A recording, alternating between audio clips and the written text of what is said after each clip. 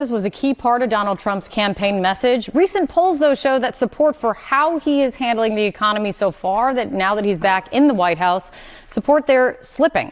So we'll start with the current state of the economy, and all I can say is compared to Trump's first term at this point, ruh-roh. The reboot not as well received as the original. Economy is currently good or excellent. Look at this. In April of 2017, it was 40%. Look at where we are in February of 2025, just half that level, 20%. My goodness gracious, the term one high was 63% of Americans in February of 2020 thought the economy was excellent or good. This 20% we have currently going on right now is fewer Americans saying the economy is excellent or good than at any point during Trump's first term. This is not a good sign, Kate Baldwin. What's up, everybody? Major Retired Richard Ojeda here, and the numbers don't lie, and right now they're screaming disaster for Donald Trump. CNN's Harry Enten just laid it all out, and it's the kind of statistical bloodbath that should have Trump's entire team in full-blown panic mode. Is the economy getting worse or better? And all I can say is, yikes. Yikes. Again, compare it to where we were in the first term at this point, April of 2017, 53%. The majority said it was getting better. How about now in February of 2025? The majority say it's getting worse. This is full-blown panic attack. This is what's called a mandate, but not the kind Trump and his MAGA cult like to brag about.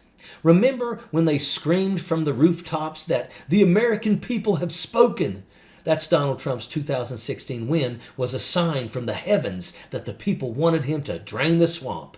Well, they're speaking again, and they're saying something very different. This number, to me, is much more worrisome, perhaps the worst number I've seen for Trump on the economy, because it says even if the economy now isn't great, they also project that it's only going to get worse from here. This is a big yikes. The reality is crashing down on the very people who fell for the MAGA grift. They were promised lower prices, bigger paychecks, economic stability. Instead, they're watching their grocery bills skyrocket while Trump's billionaire cronies laugh all the way to the bank. Eggs up, electric bills up, insulin up, jumping from $6 to $80 or more in some cases. But Trump's Department of Government Efficiency, DOGE, isn't coming after the real price gougers. No, they've got their sights set on Social Security and SNAP benefits. And what is their justification? Some nonsense conspiracy theory about 150-year-olds collecting Social Security? Well, here's a fun fact for the undereducated masses who keep falling for this garbage. Social Security didn't even start until 1935. So unless there's some undead army of seniors cashing checks, this is just another lazy, fact-free excuse to gut programs that Americans rely on. But here's the kicker. The same MAGA base that cheered on Donald Trump's every move is now jumping ship. It's now been a month since President Trump's return to the White House. New polling shows he may be losing some of the voter enthusiasm he started off with a few weeks ago. Approval ratings from Gallup and Quinnipiac showing Trump dropping a few points with an even steeper fall on Ipsos. A new CNN poll shows 52% of Americans disapprove of Trump's performance so far, something no other president has experienced at the start of their term in office. But it is important to point out this is still better than at any point in Trump's first 4 years in the White House during his first term. They're watching their paychecks disappear. Their bills are stacking up, and the cracks in the illusion that they bought into are spreading fast. Trump still has his diehards, the ones who will go down with the ship, clinging to their gas going down to $2 delusions. But the rest, they're pissed.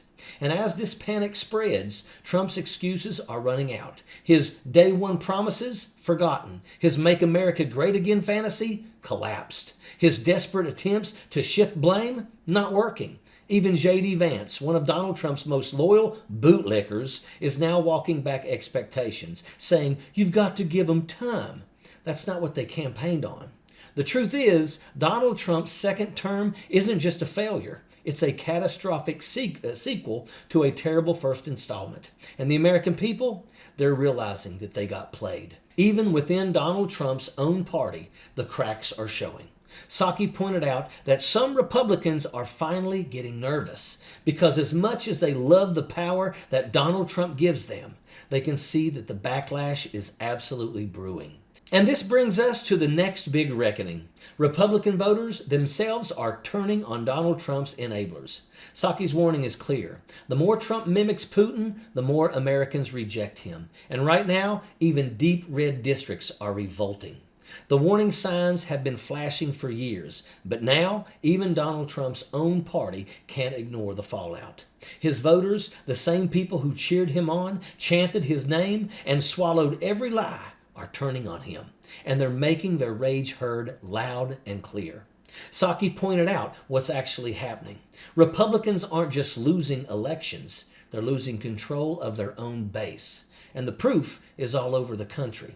In Ohio, Donald Trump endorsed Congressman Troy Balderson admitted that Donald Trump's executive orders are out of control. And Alaska Senator Lisa Murkowski pushed back on mass firings and defunding military programs. In Wisconsin, town hall attendees held signs reading, "Presidents are not kings." In Oregon and Oklahoma, Republican lawmakers were booed, heckled, and bombarded with questions about Trump's authoritarian power grabs. And then there was Georgia. Congressman Rich McCormick thought that he was walking into a typical GOP town hall. Instead, he got ripped apart. His own voters demanded answers about Donald Trump's disastrous economy, the military purge, and his reckless government cuts. McCormick tried to pivot. He tried to deflect, but the crowd was not buying it. And that's when it all happened. McCormick said, "If you're just going to sit here and yell at me, that's not going to be an effective town hall." And the voters' response brought down the House. Well, we're pissed. That's it. That's the headline. That's the message that should have every single Republican sweating. Because this isn't Democrats. This isn't Antifa. This is MAGA's own voters waking up and realizing that they got played. They're furious. They're watching their lives get worse. And they're finally pointing the blame where it belongs. Donald Trump's economy is an absolute disaster.